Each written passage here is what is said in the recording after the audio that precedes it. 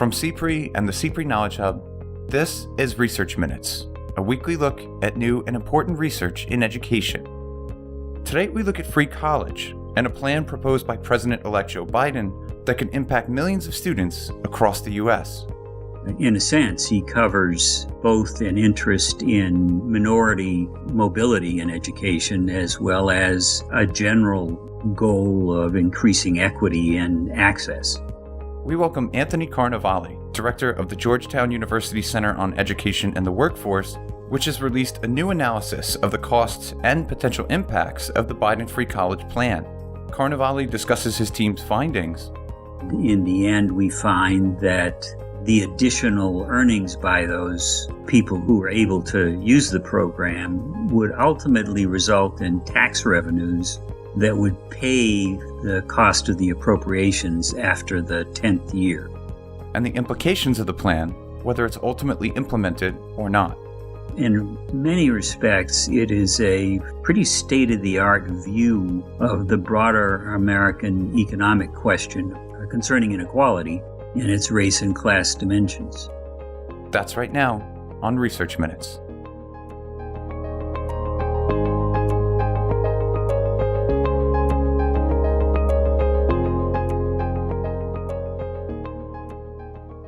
Hello and welcome to Research Minutes. I'm Keith Heumiller, Managing Editor of the CPRE Knowledge Hub. Today we're happy to be speaking with Anthony Carnevale, a research professor and director of the Georgetown University Center on Education and the Workforce. Welcome back to the program, Anthony. Thank you. Glad to be here. So today we're discussing your center's new report, which is titled The Dollars and Cents of Free College. It offers a comprehensive cost breakdown of three major free college models, including the plan put forth by President-elect Joe Biden. To start, could you just walk us through what Biden's plan would look like and how it differs from some other proposals or approaches to free college that we've seen in the U.S.? His proposal is very much like the Sanders and Elizabeth Warren proposals, really.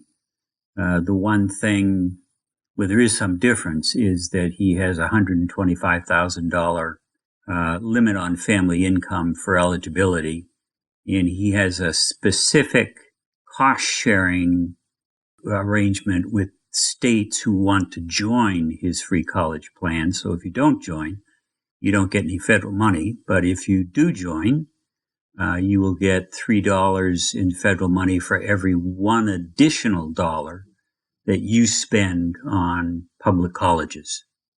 So his is more specific, frankly. That's the essential difference. And it is a plan that pays for your tuition. And then if there's money left over if you're eligible for a Pell Grant, for instance, you can use that additional money for college expenses, room and board, and other related expenses. And would that be limited to certain kinds of colleges or universities? It is, as with the other proposals, it is a government-to-government arrangement. That is, it is a deal between the federal government and individual states, which means it is only applicable to public colleges. So, and that has a major impact in terms of what we perceive as a resultant shift from private to public colleges that would occur. We're not entirely sure how strong that shift would be, but it would be relatively strong. Federal free college plans are no stranger to criticism, largely over their cost and, in the case of some plans, which students and families would benefit from them. As you note in the report, the Biden plan would include some means testing to direct more benefits to lower income students. Could you explain what those eligibility requirements are and how they would impact different student groups? It is essentially a family income eligibility requirement that would make people eligible who are from families that make less than $125,000 a year. Now, what that means in the end is that there would be a fairly rich mix of working class whites, African Americans, Latinos, indigenous people, and so on. They tend to be overrepresented in the eligibility group, so that, in a sense, he covers both an interest in minority mobility in education as well as a general goal of increasing equity and access. And because of those income requirements, your team notes that the Biden free college plan would cost roughly $8.6 billion less in its first year than a more universal plan. In total, how much would the Biden plan cost and how would it be funded? Well, the cost is fairly substantial. That is, it would be funded in appropriations through public appropriations. And that's frankly, off the top of my head, I can't remember what that number is. But it's a substantial amount of money. Now, we run it out a number of years, year by year. And in the end, we find that given the earnings increases that would result for successive graduating classes, that the additional earnings by those people who are able to use the program would ultimately result in tax revenues that would pay the cost of the appropriations after the 10th year. It looks like in your report, you note that it would cost the government roughly $33.1 billion and states $16.5 billion in the first year.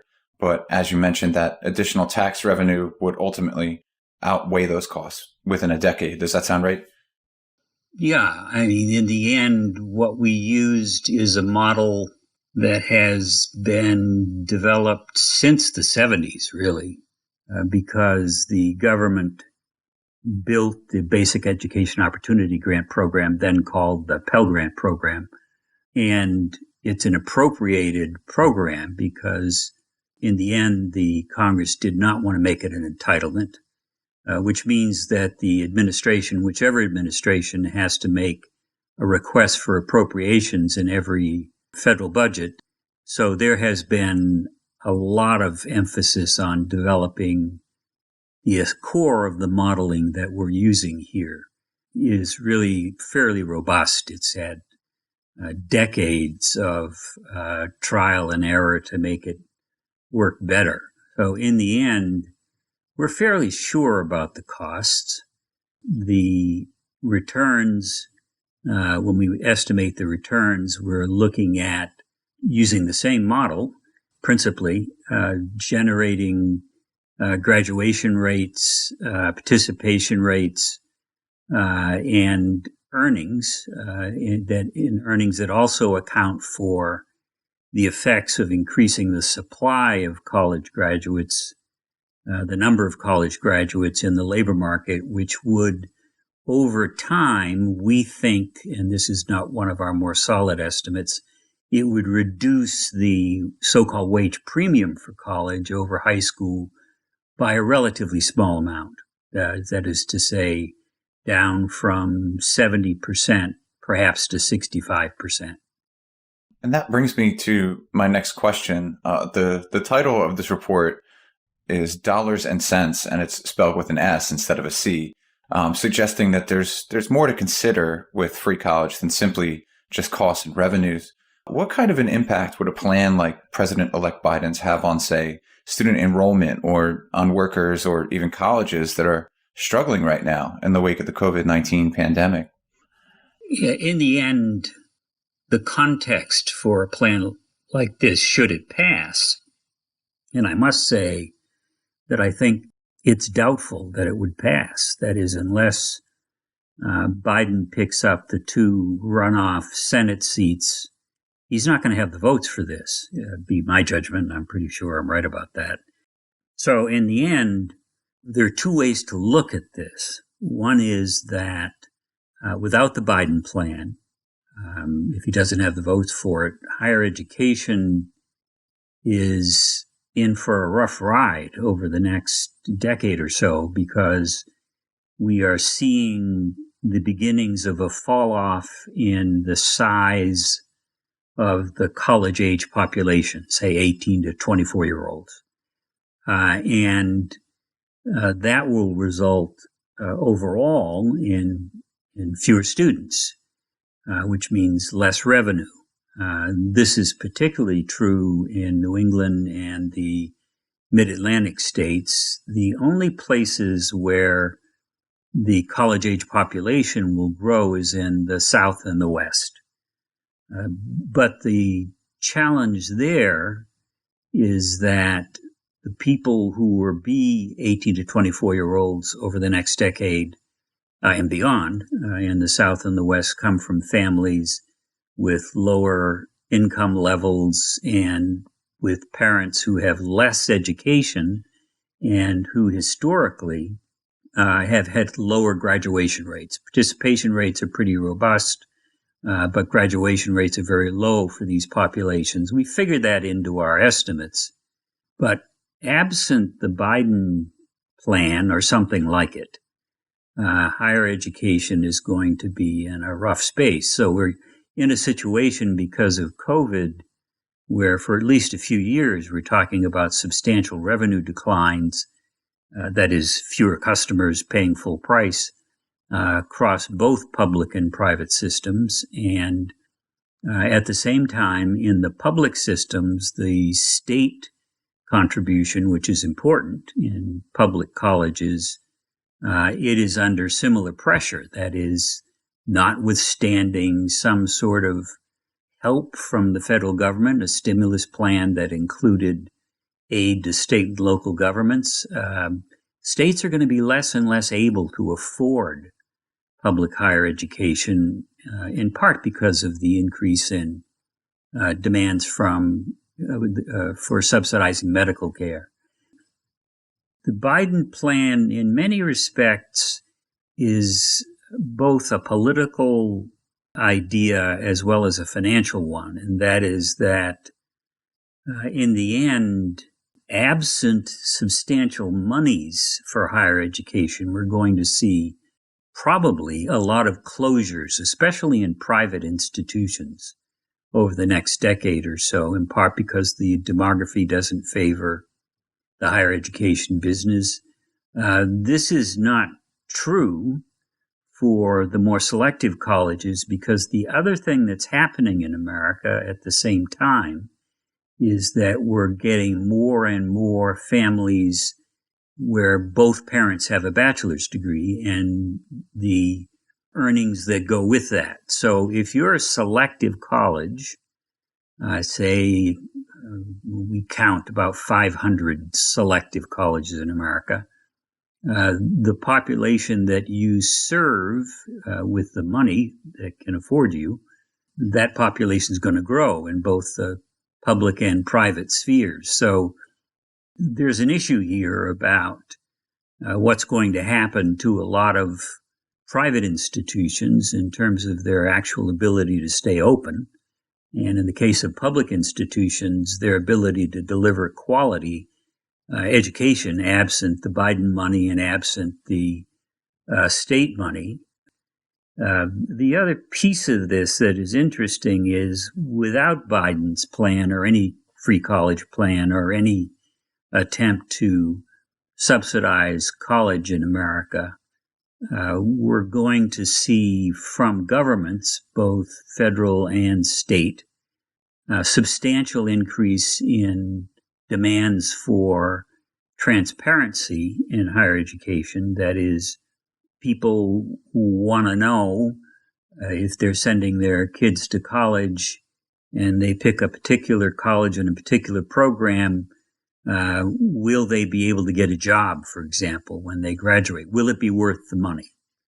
Will the investment pay off in financial terms? And both federal and state governments are moving aggressively to provide information that allows students, parents, and colleges to understand which of their programs work best in terms of providing people employment and which ones don't. In addition to transparency, There is a more difficult political question, which is once we know that a program doesn't deliver a job, do we allow the use of public funds? I think the politics of that are reasonably clear. That is, most people, most politicians, and most Americans, I think, will support the notion that if you want to major in archaeology, you should be able to do that, and you should be able to use Pell Grants and loans and so on to do that. But we're going to be sure to tell you that majoring in archaeology is not going to give you the same kind of economic return as majoring in engineering, but it's really your business. The additional stresses on college, apart from transparency, will be that in part because of our experience with the for-profit colleges, but in general, the government is more and more interested in subsidizing training as opposed to education. Certificates, industry-based certifications, short-term kinds of training. And those programs, I think it's highly likely they're going to be subjected to gainful employment regulations, which is to say, we will look at the earnings from those programs, and if the costs are out of sync with the earnings, that if it's all cost and no earnings, the public subsidies won't be available. So there are two worlds coming in higher ed. If Biden is able to do so, there would be substantial monies for higher education institutions due to free college. But the accountability and transparency agenda, which is what lies beneath the Biden proposal, would still come, but it's a case where there's some difficult medicine to swallow, but there's a lot of money to help the medicine go down. Without Biden's program, it seems to me that what we're looking at is strong bipartisan support for accountability and transparency, but not strong bipartisan support for a lot of money to go with it. And finally, imagining the case that, let's say that the two Democratic candidates win election to the Senate in Georgia, and the Biden administration has sort of the political ammunition to maybe see this through, what kinds of impacts could his plan have on students, particularly in light of what you were just mentioning with the costs of college and return on investment for salaries and things like that? Would his plan open the door to new groups of students or new kinds of students to pursue higher education? If you look at the Biden platform on the whole, it reflects a pretty state-of-the-art view of how we can improve access and success in higher ed and how that can then be translated into higher earnings for lower income and minority populations is really the focus. And what is interesting about the Biden platform is that it is probably the first in the case of presidential party platforms to try and make the connections between education and careers, but also to connect the dots within the education system that lead people to college and to good jobs. And what I mean by that is that the Biden platform begins with the assumption that free preschool is the first step in graduating from college. And then there is a commitment in the K-12 portion of his, in the grade school and high school portions of his proposal to triple the federal support for schools that have high proportions of disadvantaged students. The schools that are eligible used to be called Title I, and then No Child Left Behind, and I'm forgetting what the name of it is now.